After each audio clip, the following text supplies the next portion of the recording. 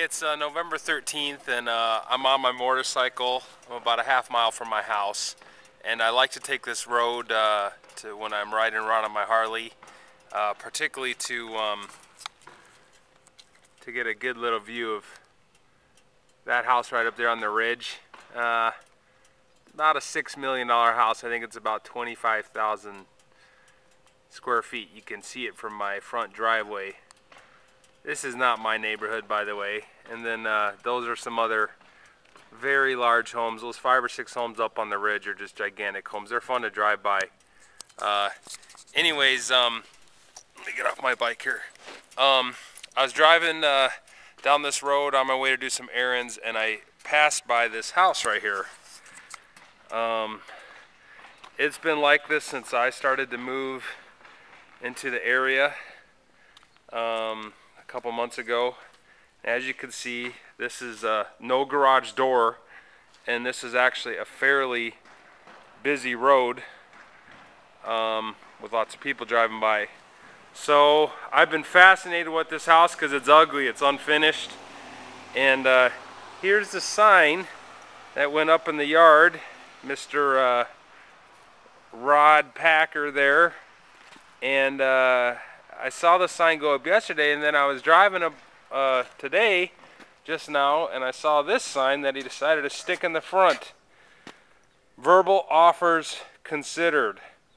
So, the reason I'm basically doing this blog is because I wanted to basically share my experience of how you don't have to have any money, don't really need to have a proof of funds, a large EMD, in order to get into this business of buying REOs. I called Rod, and I said how much he asked for the house. He said 300.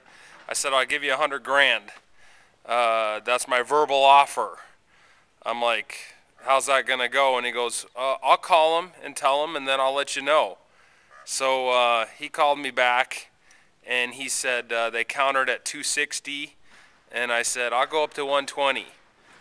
Didn't want me to come in and sign paperwork, didn't want nothing. Now, I soon found out after that this is the FDIC that we're dealing with on the East Coast.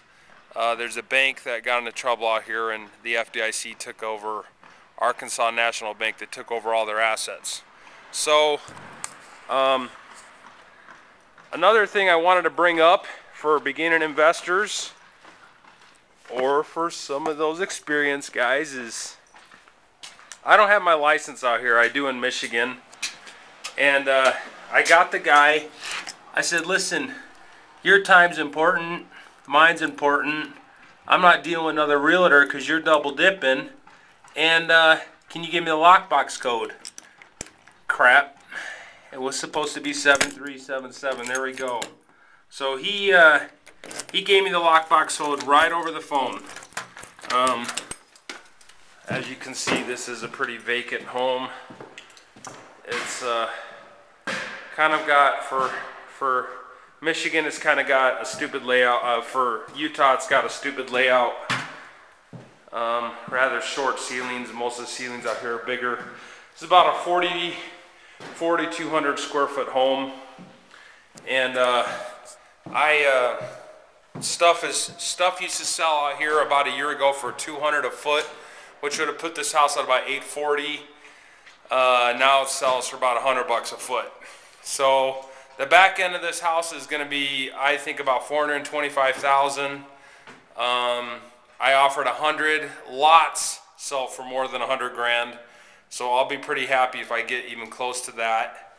And I think it's going to take $150,000 to finish off this house.